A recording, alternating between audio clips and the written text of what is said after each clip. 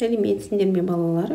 Бүгін 3-ші сынып математика 73-ші сабағымызды бастаймыз. Бүгінгі тақырыпта 3 көбейту 2, 320 көбейту 2, 32 көбейту 2 түріндегі көбейту тәсілдері. Ауызша көбейту тәсілін үйренетін боласың. Бірінші есепте шыққан жауаптарды өсу реті бойынша орналастыр. Сонда сен субұрқақ алғаш рет қай елде пайда болғанын білесің. Бірінші мәнді табайық. 120 көбейту 3, 360 саны шықты. 22 көбейту 30, 660, 23 көбейту 10, 230, 130 көбейту 3, 390, 210 көбейту 3, 630 саны шықты. Енді осы сандарға берілген әріптер бар. Бірінші біз шыққан жауаптарды өсу реті бойынша орналастырамыз. Жанына берілген әріпті жазамыз. Сонда субұрқақ алғаш рет қай елде пайда болғаны шығады. Өсу ретімен жазу үшін біз ең кішісін тауып, өсу ары қарай өсіріп жазамыз. Бізде ең кішісі 230, 360, 390, 630, 660.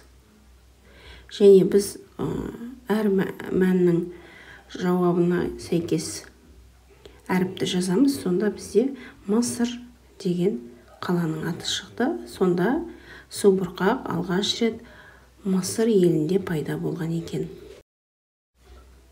Екінші есеп тиімді тәсілмен есепте. 13 көбейту 3. Біз бұл жерде 13-ті 10 мен 3-тің қосындысы деп алсақ болады. Міне 10 мен 3-тің қосындысы деп аламыз. Енді біз бұл жерде мына 3-ке жеке-жеке көбейтеміз. Яғни жақшаның ішіне 10 көбейту 3, 3 көбейту 3 деп жазамыз.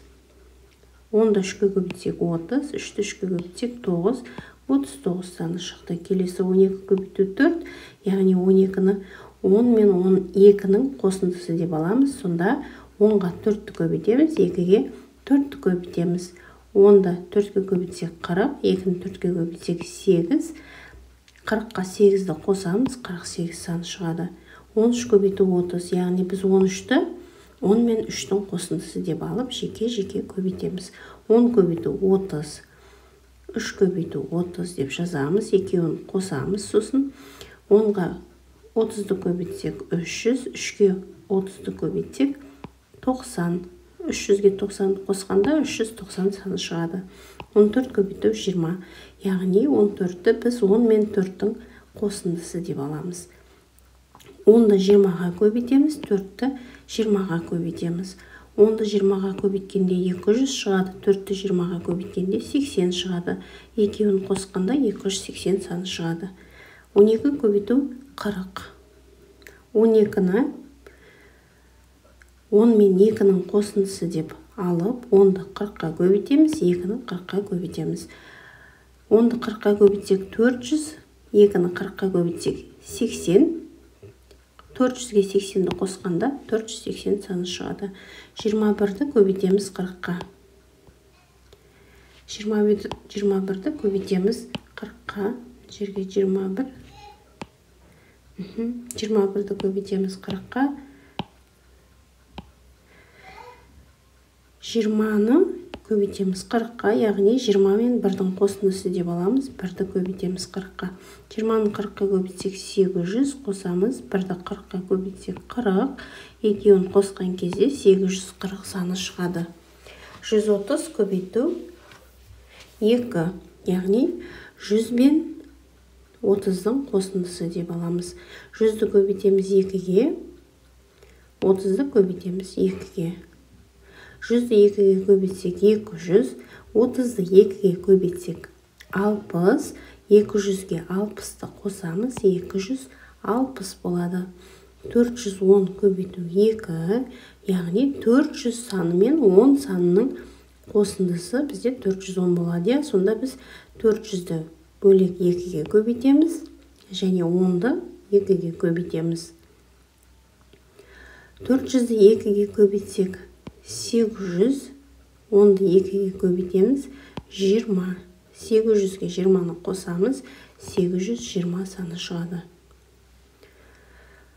Келесі бізде 5 қосу 2 жақшаның ішінде көбейту 60. 5-ті 2-ге қосамыз, 7. 60-қа көбейтеміз, яғни 7-ні 6-ға көбейтеміз, 42. 1 0-ді әкеп қоямыз, 420 саны шығады. Келесі жақшаның ішінде 14 қосу 6, көбейту 2. 14-ті 6-ға қоссақ біз 20 болады.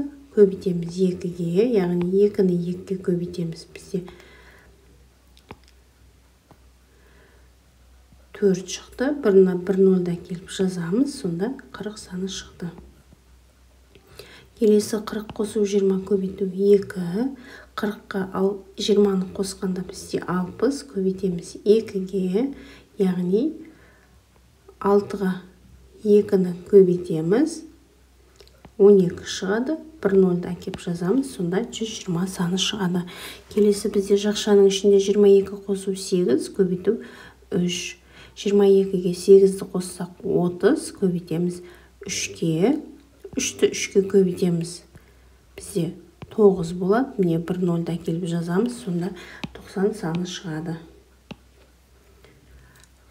Келесі бізде жақшаның ішінде 20 қосу 4 жақша шабылған, көбейту 2. Жақшаның ішінде 20 мен 4-ті қосқан кезде 24 болады. Көбейтеміз 2-ге, яғни 48 саны шығады. Келесі бізде жақшаның ішінде 31 қосу 19, көбейту 20. 31-ге 19-ды қосқанда 50 шықты. Көбейтеміз 20-ға, яғни 5-ке 2-ні көбейтсек бізде 10 болады. Артындағы 2 0-ді әкеліп жазамыз, сонда 1000 саны шығады. Үшінші есеп, есептерді шығар. А нұсқасына қарайық. Су бұрқақ жұмыс істеп тұру үшін 2 сорғының әр қайсысы сағатына 210 литр су айдады. 2 сағаттың ішінде 2 сорғы қанша литр су айдады? Берілген жазып алайық. Әр сорғы 200 литрден су айдады. 2 сорғы 2 сағатта қанша литр су айдағанын табуымыз керек. Біз сонда 2 сағат, әр сағатта бізде 210 болғандықтан 2 сағаттағысын табуымыз керек. 210 литрден 2 сорғы көбейтеміз 2-ге. Сонда 210-ға 210-ды қоссақ 420, көбейтеміз 2-ге, 840 литр 2 сағатта. Жауабы 2 сағаттың ішінде 2 сорғы 840 литр су айдады. Үшінші есептің ән нұсқасына қарайық. Су бұрқақты жарықтандыру үшін әр қайсысында 120 шамнан 2 қатар және әр қайсысында 210 шамнан 3 қатар шам қолданылды. Барлығы қанша шам қолданылды? Берілген жазып аламыз. 2 қатарға 120 шамнан, 3 қатарға 210 шамнан. Бізде барлығы қанша шам қолданылған табуымыз керек. 210 деп қате жазып, кешірім сұрайын. 210 емес, бұл жерде 120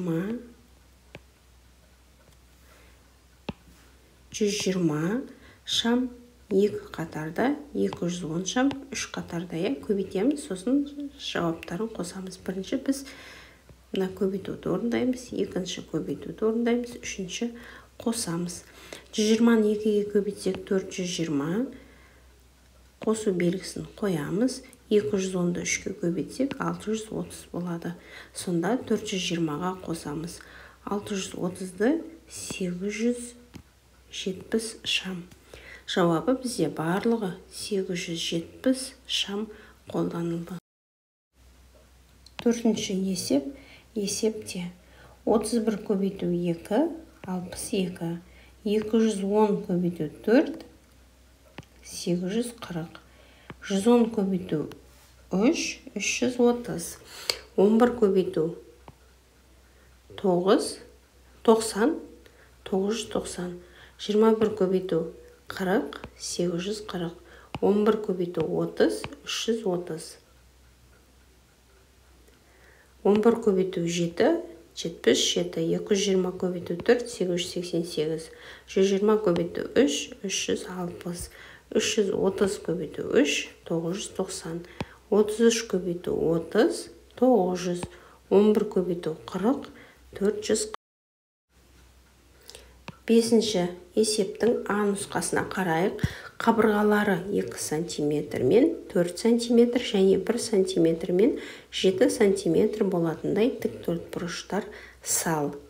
Осы тік төртбұрыштардың периметрін әртүрлі тәсілмен есептеп шығар. Дәптерімізге сызғыштың көмегімен тік төртбұрыш саламыз. Бірінші тік төртбұрышымыздың ұзындығы 4 см, ені 2 см.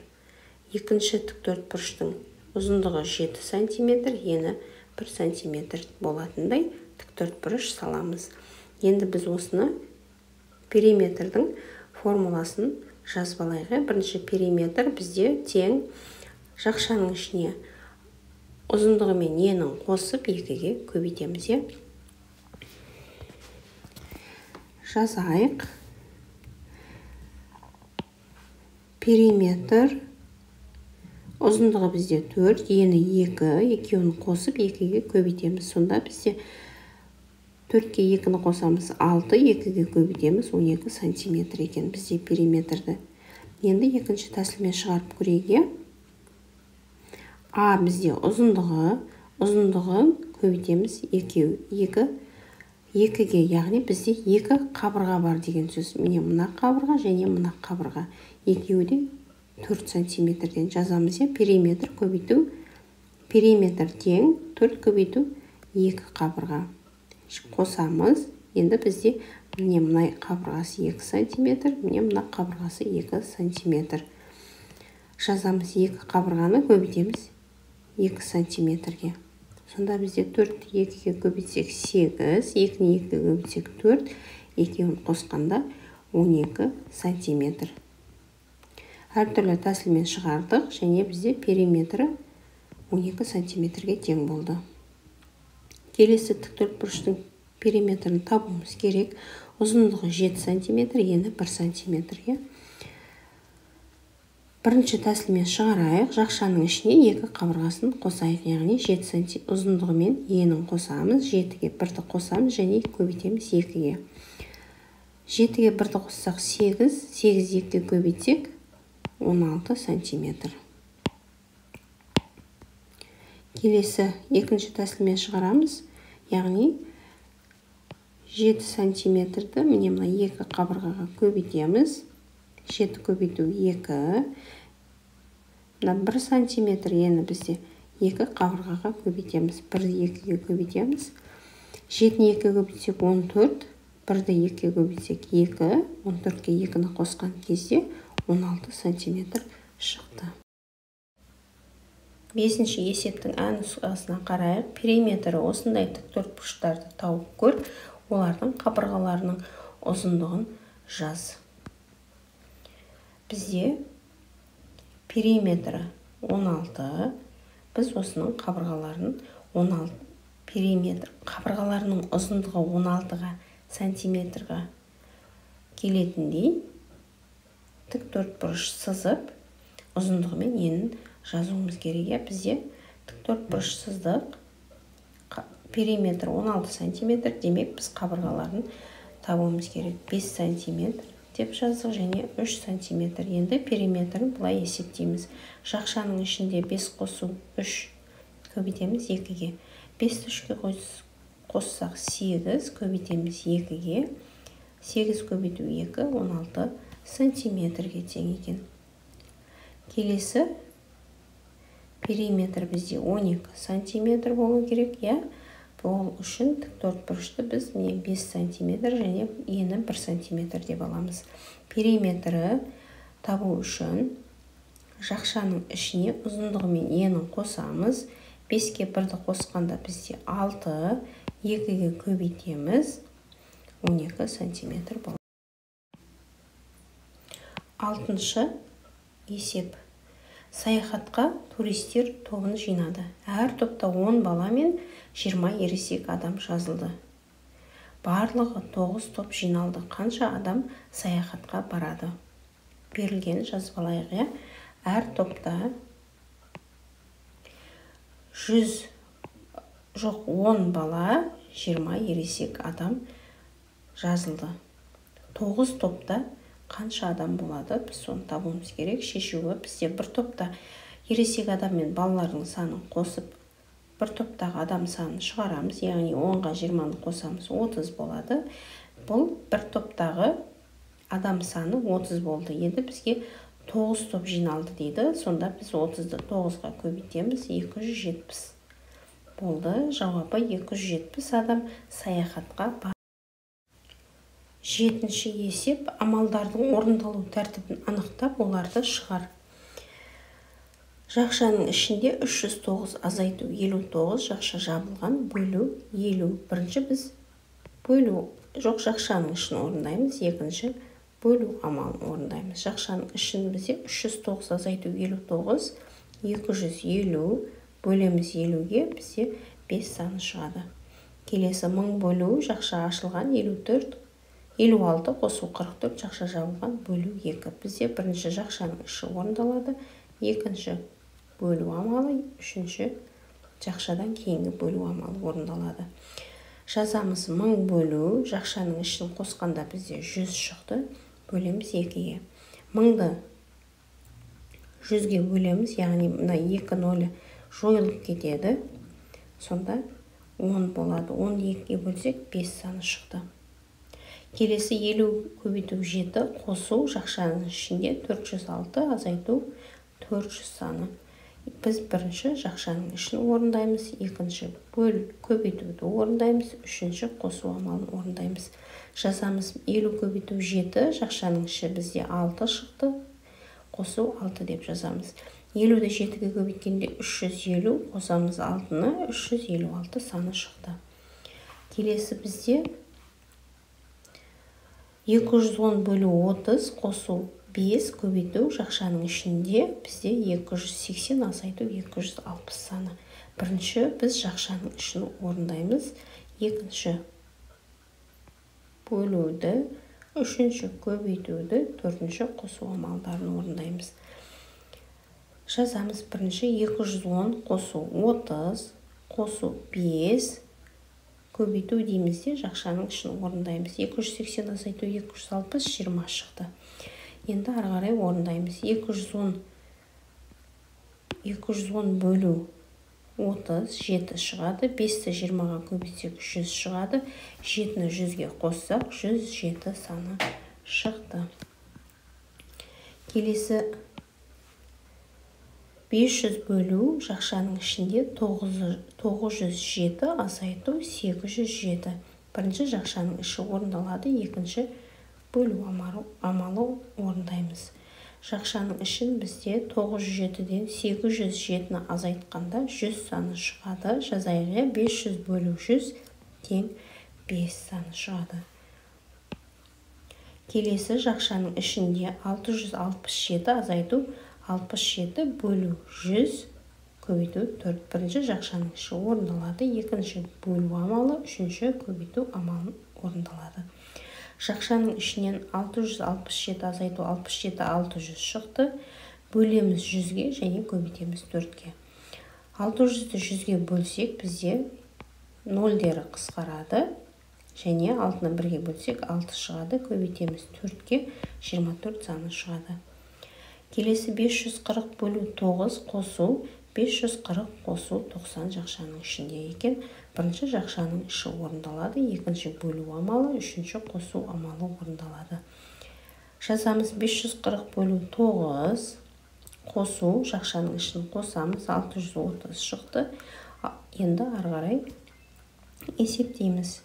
540-ды бөлеміз 9-ға бізде 60 саны шықты, қосамыз 630-ды, 690 саны шықты. Келесі 667 қосу 330 бөлу 10 бізде жақшаның ішіндегі берілген Одан кейін жақшаның сыртында қосу 231. Бірінші жақшаның іші орындалады. Жақшаның ішінде бізде екі амал бар. Бірінші бөлу орындалады, екінші қосу орындалады. Үшінші жақшаның сыртындағы қосу амалы орындалады. Біз жақшаның ішін бірінші орындаймыз. 330-ды бөлеміз 10-ға, бізде 33 шығады. Және 667-ні қоссақ 700 саны шықты. Қосамыз 231 санын. 700 қосу 231, 931 саны шықты. 8-ші есеп: кестені пайдаланып тура теңдік пен теңсіздіктер құрастыр.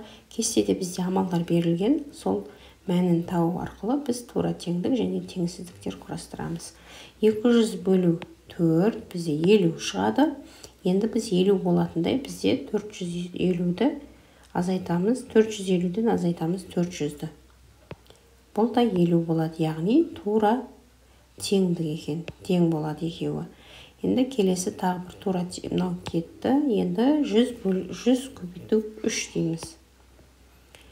Бұл 300 саны шықты. Енді тағы да 300 болатындай бізде 900-ді 3-ке бөлсек 300 шығады, яғни тура теңдік шығады. Келесі 207 қосу 233, 440. 70 көбейту 6, 420 болады. Яғни бізде бұл жерде теңсіздіктер шықты. 440 саны үлкен. Келесі бізде 900 азайту 550, 350 шықты.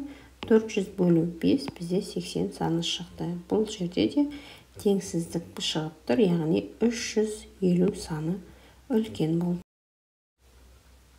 Келесі есебіміз теңдік тура болып шығатындай жақшалар мен арифметикалық амалдар таңбасын қойып шық дейді. Бізде жақша қоямыз және жауабы тура болатындай амалдар қоямыз. Яғни жақшаның ішіне 5 қосу 5 көбейту, тағы да жақшаның ішіне 5 қосу 5 деп аламыз.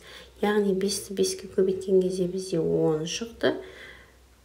Екінші жақшаның ішін көбейткен кезде, қосқан кезде, 5-ті 5-ке қосқан кезде 10 шықты. Яғни 10-ды 10-ға көбейтсек бізде 100 саны шығады.